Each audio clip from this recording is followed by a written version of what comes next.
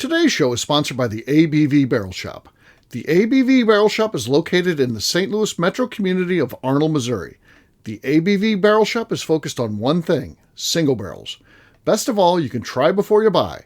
Head over to abvbarrelshop.com to sign up for their email and text distribution so you know what they have in stock, what classes are coming up, and who from the industry may be coming in to visit. The ABV Barrel Shop. It's where single barrels live. We are also sponsored by the Bar to Go. The Bar to Go offers traveling minibars that are no bigger than a small purse or toiletry bag. Best of all, they are fully customizable so you can create the perfect piece that is unique for you. If you own your own business, what a fun and unique way to promote what you do. Check them out online at thebartogo.com. That is the number 2 in the Bar to Go. If you have wholesale questions, call my friend Isabel Clark at 504-481-1297. Finally, we are sponsored by the Neely Family Distillery. NFD is a family-owned business that keeps ringing up awards in the spirits world. Head to Sparta, Kentucky to experience the family history, award-winning spirits, and meet the Neely family. Check them out online at neelyfamilydistillery.com. Now, on to the show. Let's drink!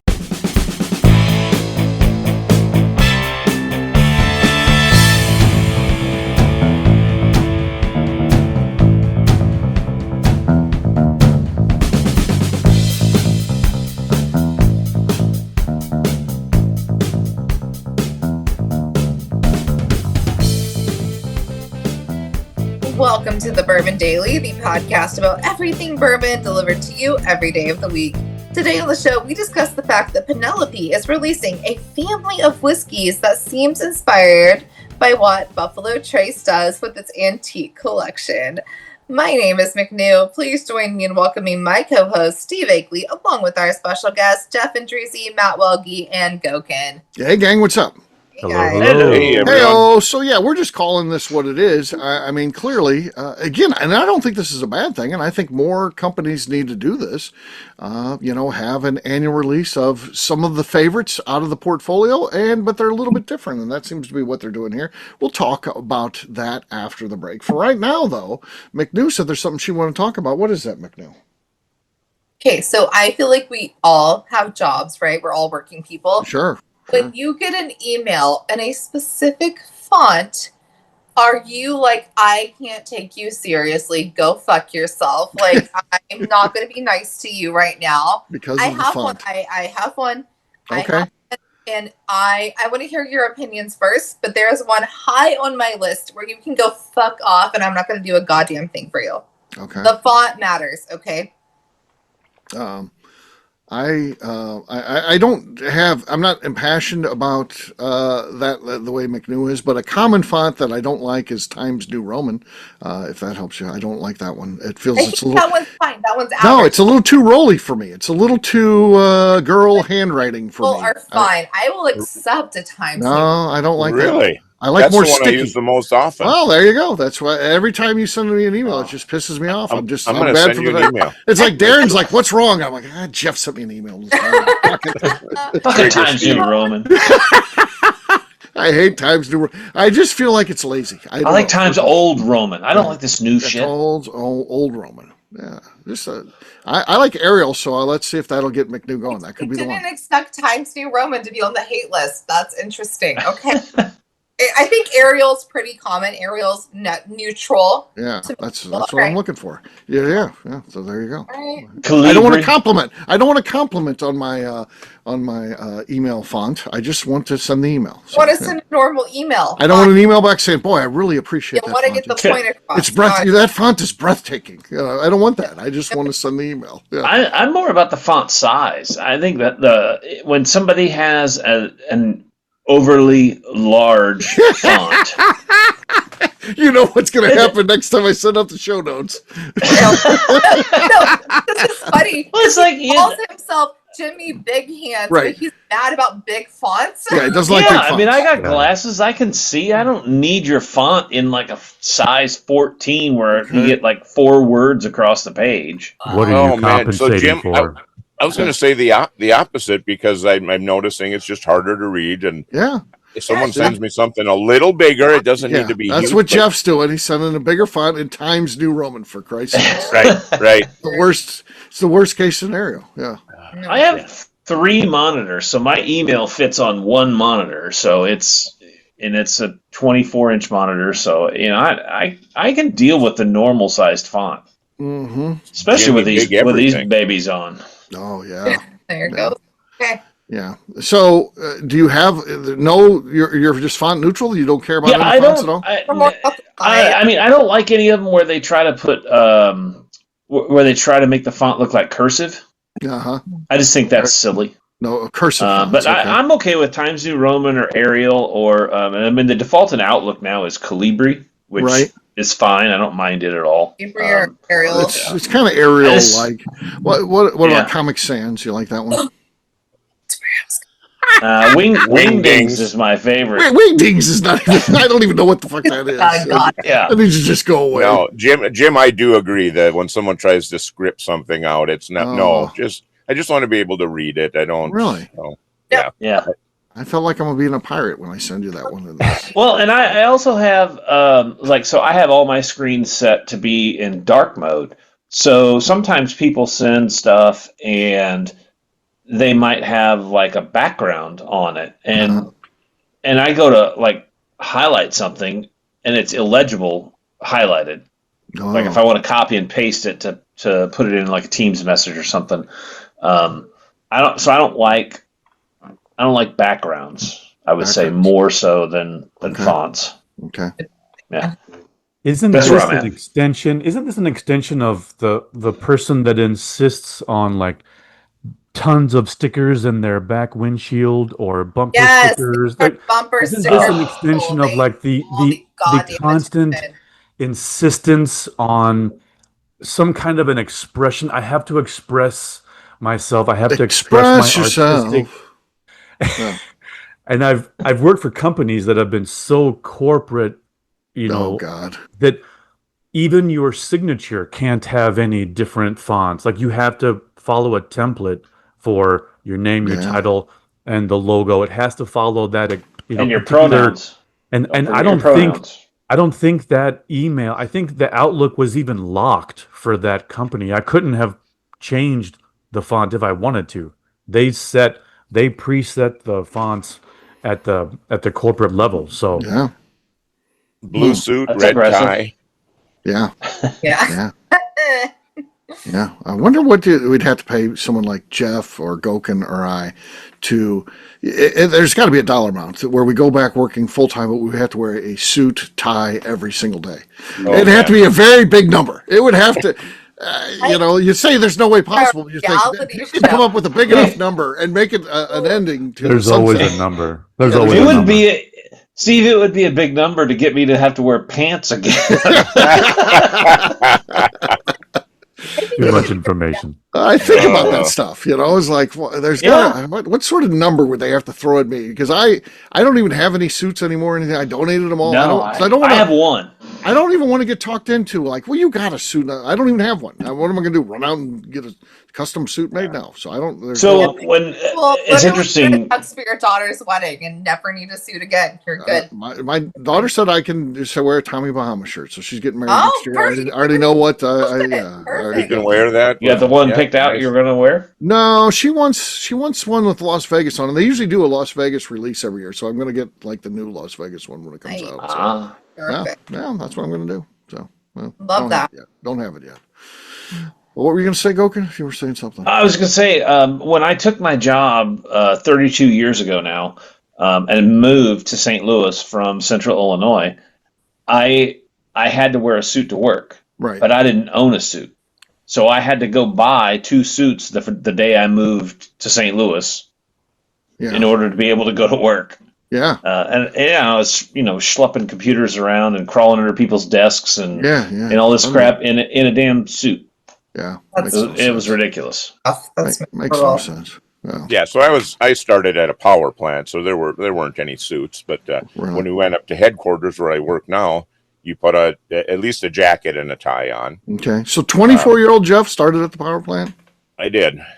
So it was mostly blue jeans, and because you were going to be out in the plant, and you were going to expect to get. Well, that's good. That's good. Another 15 years to be able to retire from that place. It'd be nice. Well, just about. Yeah, the artist has plans. He was planning on retiring in early January, and this keeps getting pushed back. Now it's the end of the year. Yeah. The artist is saying, "I don't think you're even ready then. I think you need to keep going." I need different hobbies. That's the whole point. But I do have a funny story about. Is it really funny, or is it Jeff funny? Because we've had Jeff funny. There's a big difference. It's funny to me, but the jump and squirt story was very controversial. So the jump and squirt that's real. But the two guys that were on, they were on the high performer list, and they were on succession planning lists, and their boss, they had the same boss, and the boss told them during their annual review to dress for the job you want, not the one you have. Right. So this was like end of a week. The next Monday, they both showed up wearing a suit and saw each other in the hallway.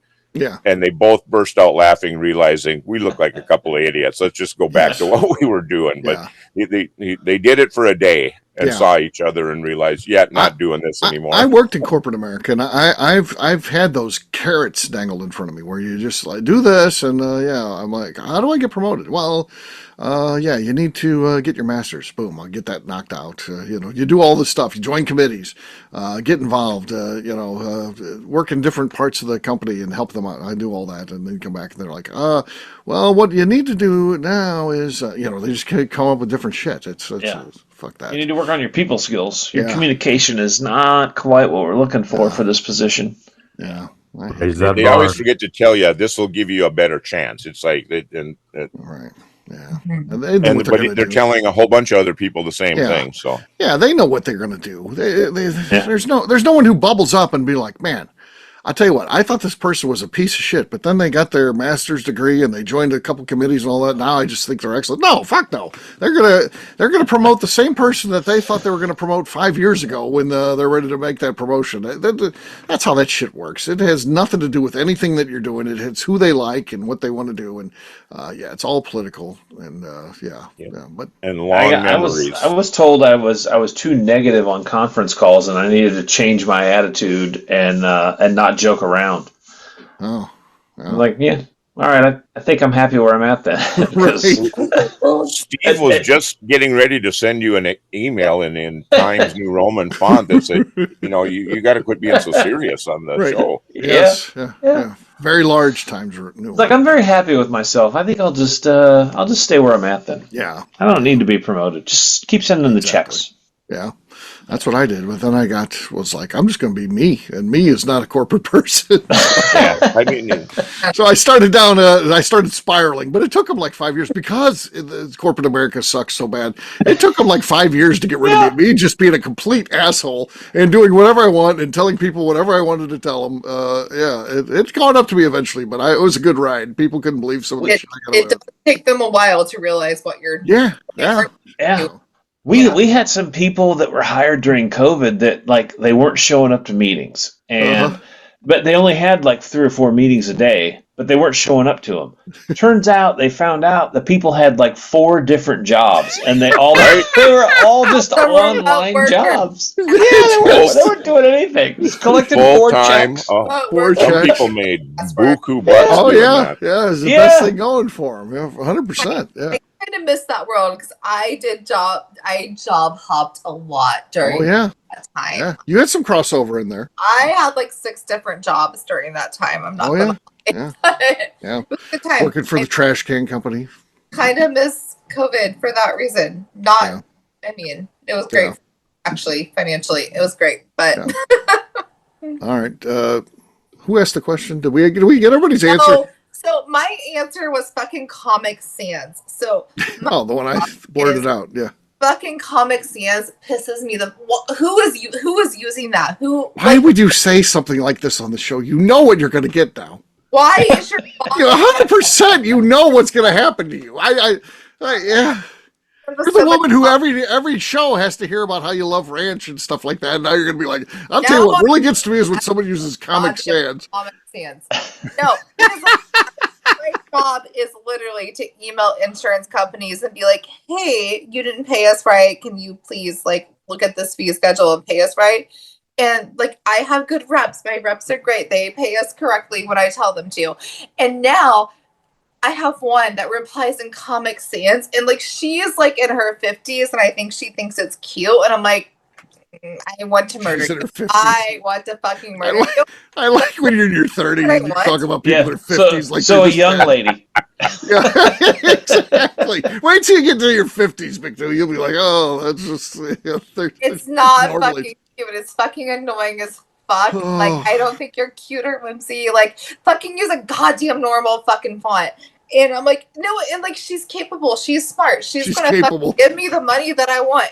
But like... She's able to go to the drop down and select a different one. Yeah, that's how capable she is. I was so fucking pissed on Friday because that was don't you feel cheery when you get one in Comic Sans? Just it pumps you up a little bit. You're like, oh, look at that. That person. Yeah, it's very comical. Yeah. Girl, just make your fucking husband take you to Chili's and have a nice night. Don't fucking bother. Fucking Chili's. Wow. God damn, I hate Chili's. I'm getting blowback about Chili's like it's a great restaurant. People are it's so bad. Chili's is so bad, and people are like, "No, you lay off Chili's. They're great." I'm like, "No, my God, they're terrible." What's wrong in your life? You go to Chili's. I don't understand. Are things tough at work? Where I'm you like the riblets, don't you? Like a person that just works for insurance benefits, not because they just need money. Like they're like their husband has a good job, so I'm like, yeah, no, I fucking. But like, I like how you know this woman's whole life story because she uses Comic Sans. You know what that means. She doesn't need to work. She just needs the insurance. So goddamn stupid font. But if I'm nice to her, she will press the right buttons and get my shit done. So I have to be nice back, even though she's pissing me off. Yeah. Boy, that's the maturing of McNew right in front of us. Oh yeah. She's learning to play the game, even when you hate something. You just don't say it. Okay. Yeah, because she's doing something for McNew. She's willing to put up with something. Imagine that. Well, look at the personal growth. Tolerance. I've always been this way. You guys don't this part. Always been this way. Oh yeah. No, I get fucking pissed at work where I'm like, this fucking bitch. Oh my God damn it. Okay, I'm gonna be real nice. Listens to the show, by the way. Yeah. By the way, we finally broke her down, and she admitted that the guy that took her because she refused to go get her car tires done. She admitted that the guy paid for the tires that set up the appointment. So, yeah. Oh man. Did any of us see that one coming? This guy. It's like, McNew, you got to get tires. Your tires are bad. Yeah. We'll go. I'll take you in, and you know they come up and they're like, "Oh, the tires is $846," and McNew's like, He just does the slight crook to the neck, and the guy gets out his credit card and pays for it. I mean, my God. Just like booked our Labor Day trip last night. God, you better make this one better last, or otherwise your vehicle's going to be in the driveway up on blocks. Exactly. Yeah. We'll take the car. Taking my tires, damn it! He already paid for them. They're already mine. Matt, you missed it the other week. They're his. He paid for them. They're his. Paid for them. They're his. You're just using them. Yeah. He is in my glove box. I'm good. They're mine. Yeah. McNew, I asked her on a quick turnaround time on basically the day of the podcast, and it was on a weekend. And luckily, her boyfriend, one of his grandkids, was getting married that day, and he was not in town, so she wasn't out on a date. One of the grandkids was getting married. It was his granddaughter's second marriage. So So it was just at the courthouse. Not a big ceremony. She was able to make it back in time. That's awesome. Makes up these stories in his head and makes them a war. Like he makes a thing. It's not a thing. He's literally 4 years old. He'd listen, but he can't with his hearing aids. Listen to the podcast. Oh, shit. Oh. No. He's only 4 years older than me. And then, like, 4 days ago, I was like, Steve, hey, if you're going to do something on the 29th, I can't because I'm going to be out of town. And he didn't ask questions. He was like, okay, if that's where I'll be. Yeah. Well, then I texted Justine. I said, McNew, because it's Labor Day weekend when we're doing that. I said, hey, McNew's got a big weekend, as you know. It's the last boating weekend of the year, and then she's going to break up with this guy, so she's got a tough weekend. She can't podcast. Would you mind filling in? Justine was like, oh yeah, I get it. I understand. Yeah, definitely. Perfect. Well, thank you. She the only question Justine has is she said, "How's the tires?" And I said, "Oh, they're fine." That's all Justine wanted to know. Then a quick question about the tires, and then she was good to go.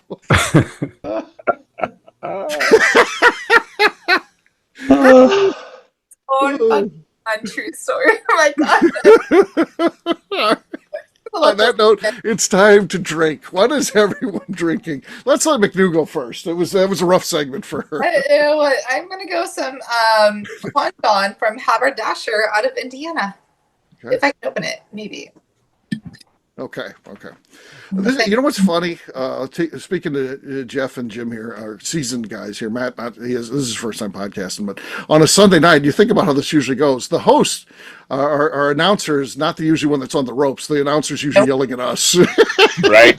This is different than most. We got the announcers getting a hard time. Usually the announcers are giving us a hard time on Sunday. So, yeah. Well, yeah. All right, Goeken, what do you got? I'm going with the closest thing I have to a BTAC collection, which is a regular small batch E.H. Taylor. Okay. Okay. That was audible. That's our lead right now. It's kind of pathetic, but this is where we're at. All right, I've got Dark Arts single malt.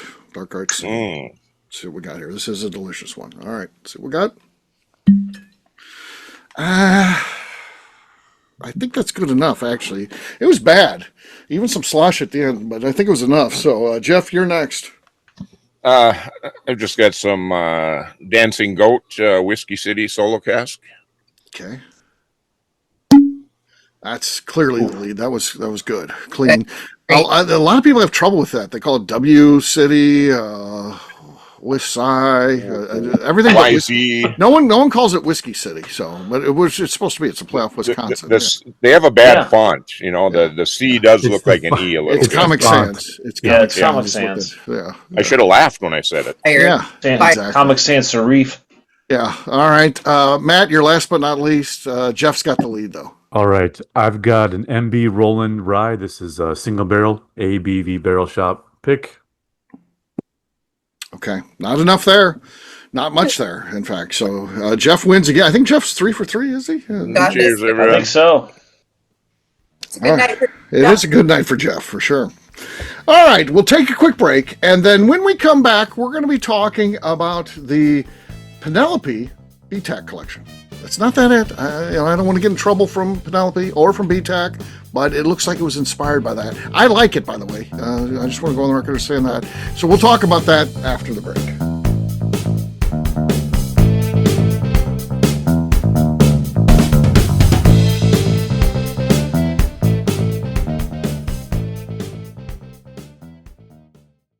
Okay, let's talk about the people that make these shows happen.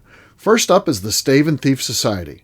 Via their in-person class at Moonshine University in Louisville, Kentucky, the Stave and Thief Society is the place where you, a bourbon enthusiast, can expand your knowledge and emerge an executive bourbon steward. In 2017, I completed my executive bourbon steward certification. It's the most comprehensive bourbon certification available and connects you with an expansive network of bourbon enthusiasts and professionals. Check out the full listing of in-person and online certifications and join the society today by enrolling at staveandthief.com. Speaking of Executive Bourbon Steward certification, the ABV Barrel Shop in St. Louis, Missouri has developed a unique partnership with the Stave and Thief Society to offer a preparatory class to assist you in getting your Executive Bourbon Steward certification. This prep class costs only $25 and is available to take live or online via Zoom. Graduates of our class receive a coupon code good for 15% off your Executive Bourbon Steward certification held in Louisville, Kentucky. This saves you almost $90. Additionally, you can collaborate with fellow attendees to split travel costs when you go to Louisville. If you're interested in signing up for the class, simply head over to abvbarrelshop.com and check out the classes and events page. Last but not least, we are sponsored by Neely Family Distillery. Royce Neely is the 11th generation distiller in one of America's oldest distilling families.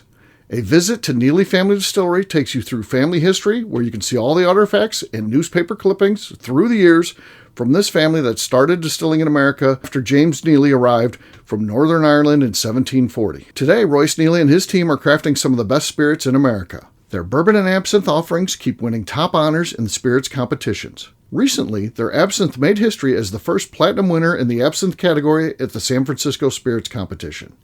Neely Family Distillery is definitely a bucket list destination if you are a bourbon fan. Learn more about their spirit offerings, visiting their facility, and the awards they have collected over at NeelyFamilyDistillery.com. And now, back to the show.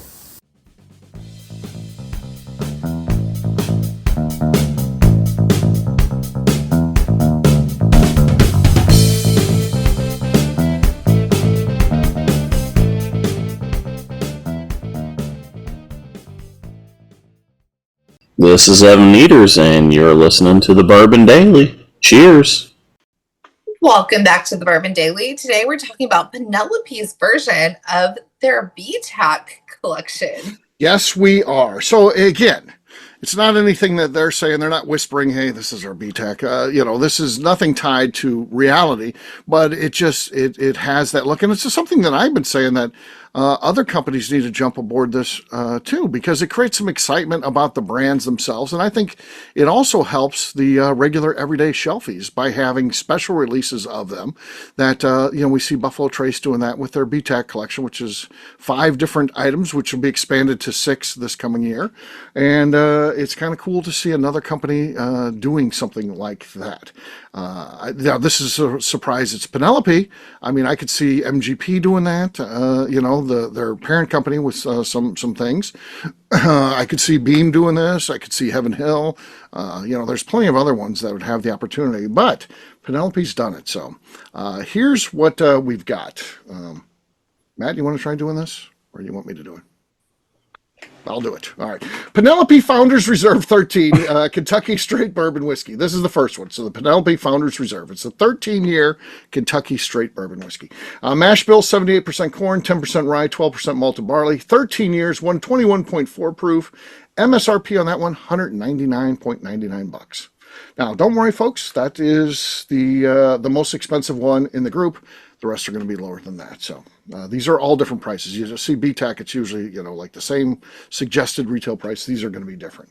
The Omega Straight Bourbon Whiskey, it's mash bill, 78% corn, 10% rye, 12% malted barley, same as the other one. Aged 11 years, finished in Redu Omega barrels. I don't know if that's said right. Redu maybe. Considered the pinnacle of French oak innovation. So sounds like a pretty special French oak barrel, basically. Again, 109.8 proof. MSRP on that one, $129.99.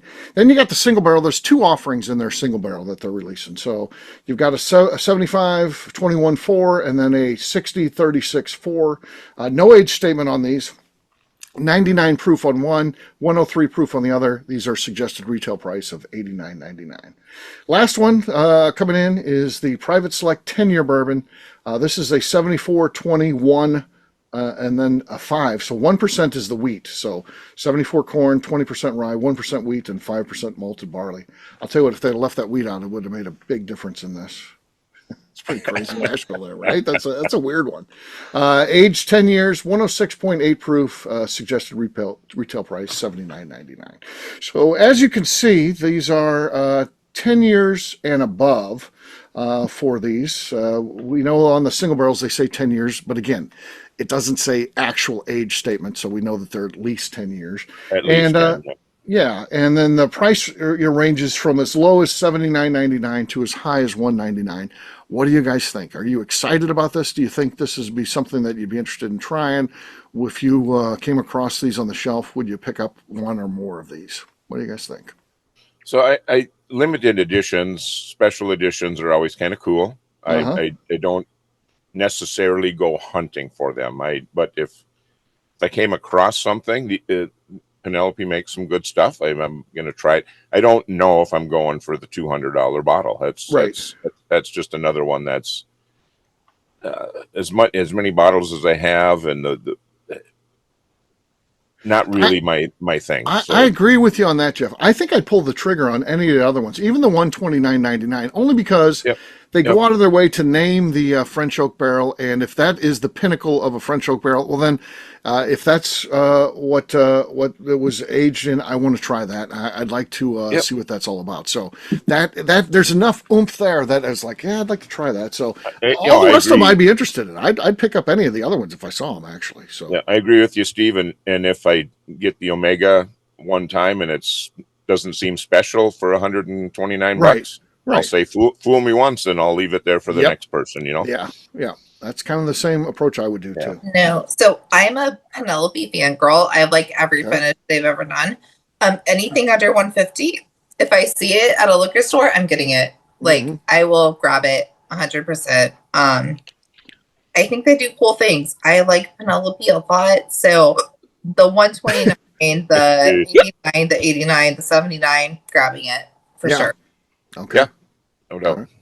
Yeah, these prices are really attractive. Yes. I think for well-aged whiskey, by the way. This is all 10 years and older, which we know the price of 10-year-old whiskey these days. This is good, right? Yes. And so the big question is how many, like what's the volume, what's the release? Right. We don't know how many, how truly allocated it's going to be. Yes. And it's a wild card because, this is an MGP company.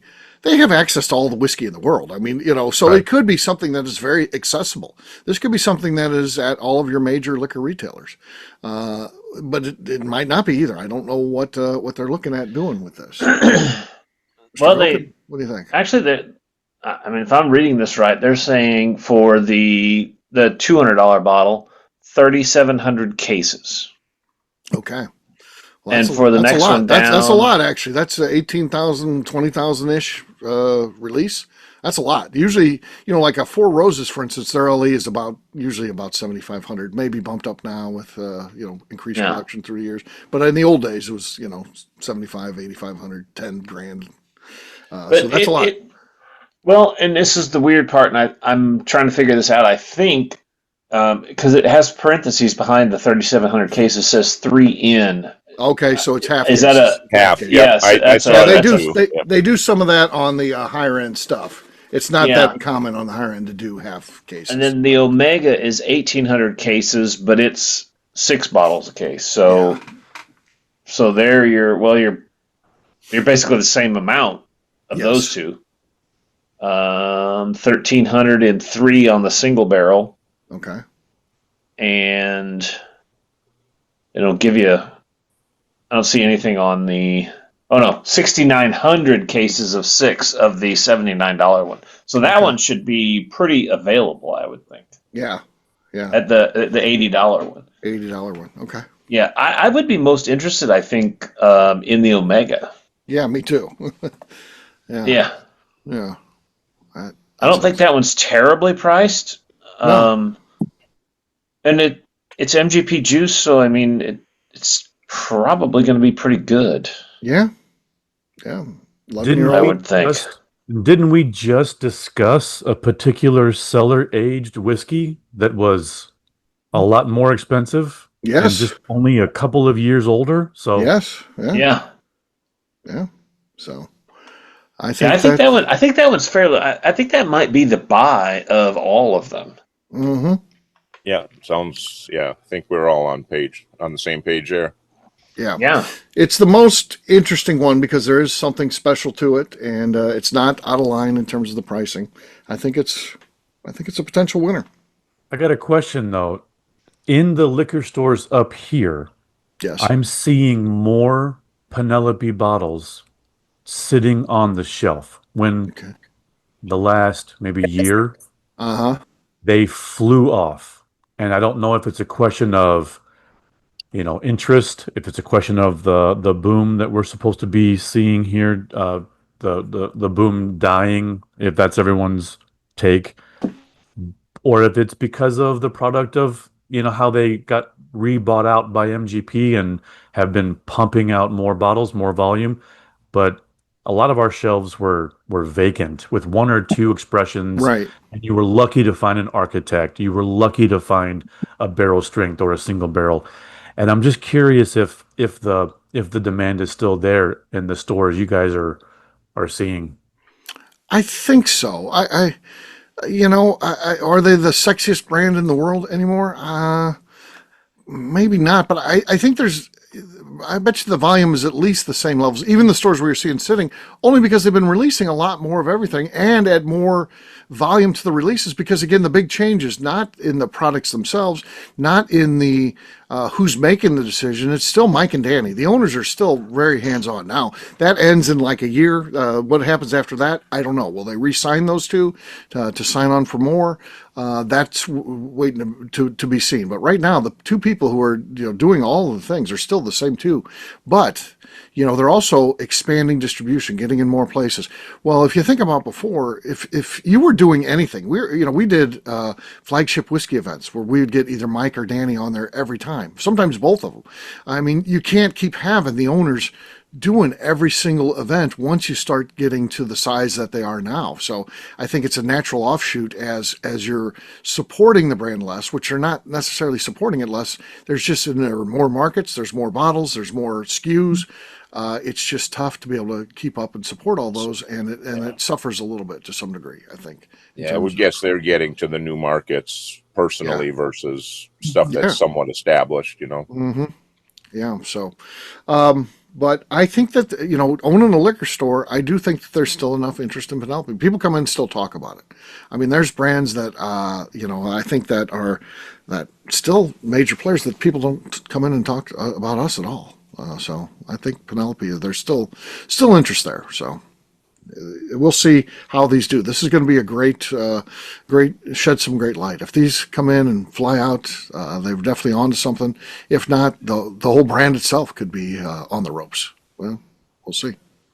We'll see. Right? What do their normal stuff? Like I know Architect is a blue bottle. Yes, but do they have the typical?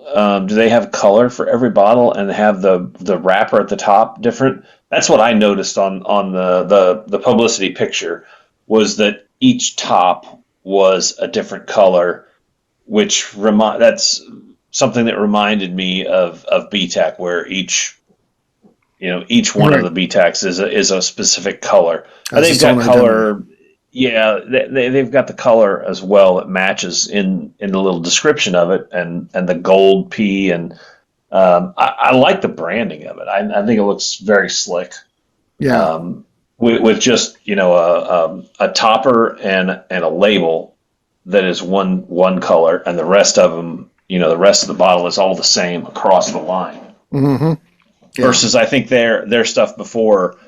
Like the whole bottle looked different of each one. Yeah, that's what I remember. So Toasted is one that I try to find, and Rio is another one they've got that's popular. Rio's good. Rio's very popular. Rosé was a thing. I just love rosé. I was not a fan. I had two different versions of it. Didn't like either. Didn't like the rosé. Okay. Which is weird because I like wine, but wasn't hitting for me. All their other. Do you like rosé?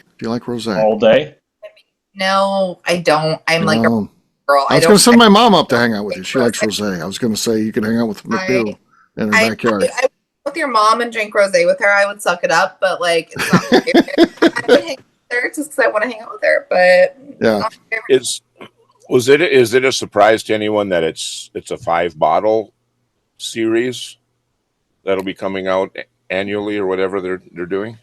No, I think that's the model, right? I mean, it was the plan. I think that's the plan. You make something special, and it's 5 different things, and again, I think you have things that happen within the release of a 5-bottle release. You have people like us. We're like picking and choosing. We want. Sounds like this group would gear more towards, hey, I just want to pick the cherry here, but other people will be like, I got to have them all. I want all 5 and stuff like that. So when I see that, and then I just think, does that just rob from their fans that are going to skip the Architect and skip some of the others That's what I always wonder about. Yeah, maybe you're selling it at a higher price point, but yeah, I don't know.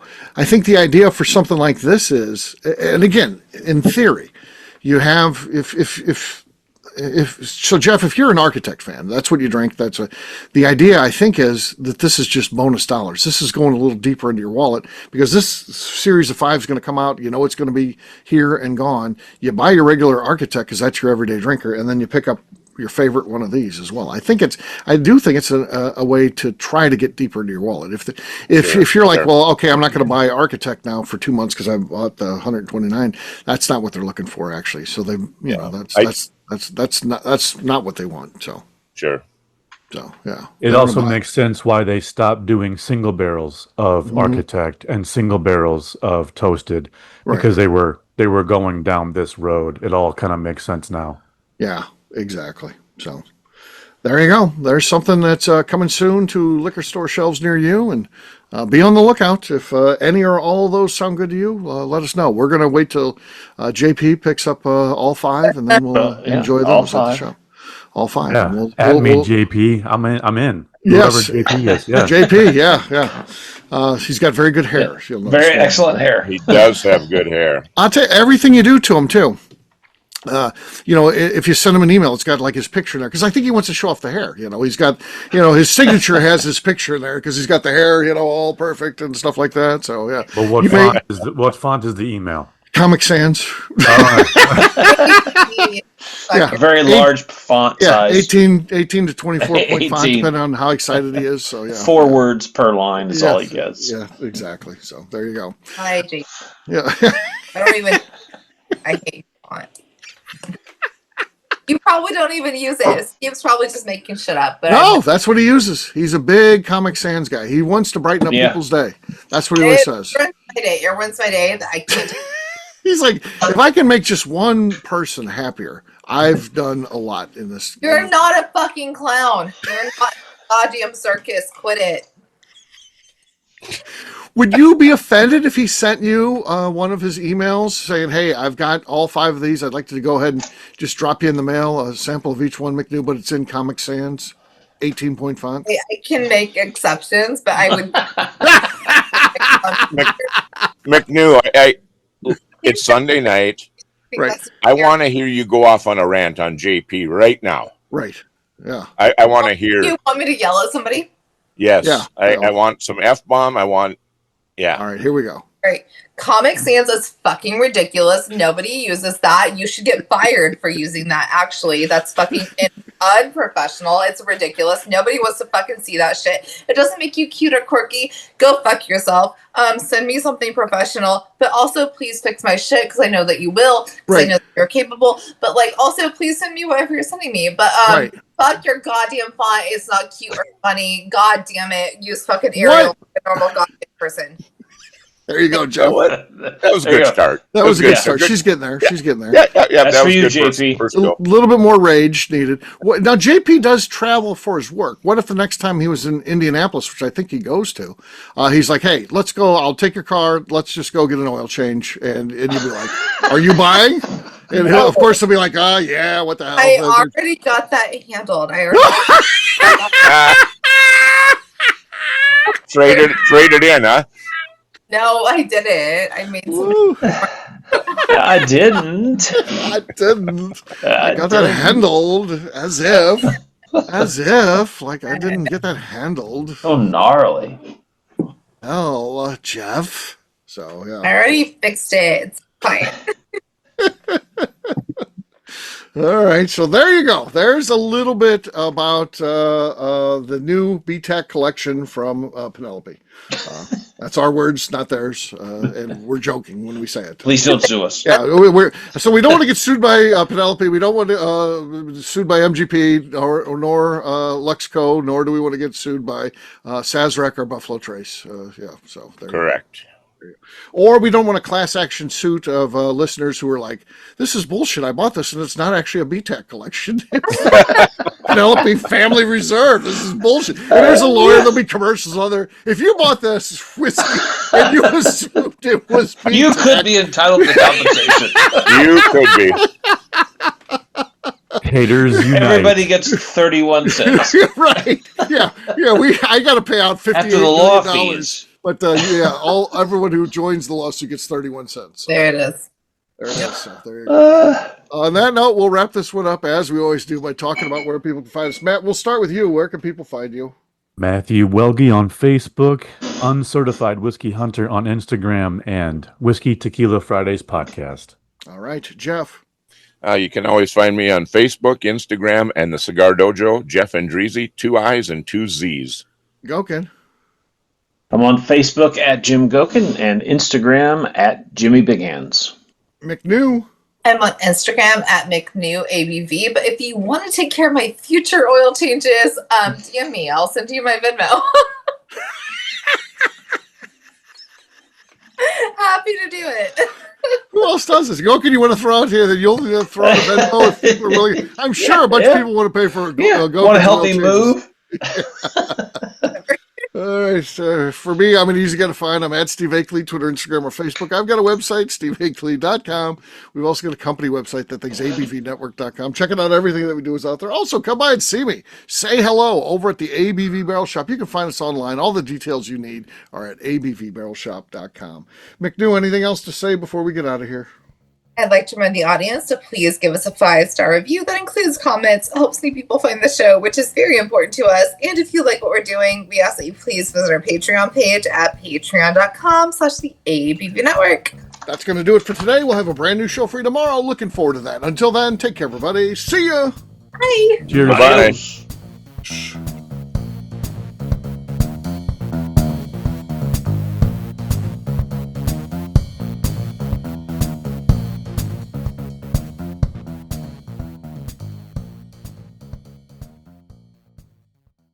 Before we let you go, let's talk about one last thing. The ABV Barrel Shop in the St. Louis community of Arnold, Missouri. The ABV Barrel Shop is focused on a couple of things. First of all, single barrels. We are the place where single barrels live. We go to distilleries, taste through the whiskey, select the best barrel, and have it shipped to our store where we present it to you, our customers, by allowing you to try before you buy. We're also known for the classes that we have in our education center in the store, as well as the events we have with industry professionals from the bourbon business. If you're in the St. Louis area, please come by and visit us at 6 Fox Valley Center in Arnold, Missouri. Or at a minimum, at least sign up for our email and text distribution so you know exactly what's going on in our shop over at abvbarrelshop.com. This is Steve Akeley, owner of the ABV Network, signing off. We thank you for listening to our programming and truly appreciate your support. The Bourbon Daily is part of the ABV Network. For more information or to become a sponsor, please visit abvnetwork.com. Thanks for listening and cheers. This has been a Steve Akeley production.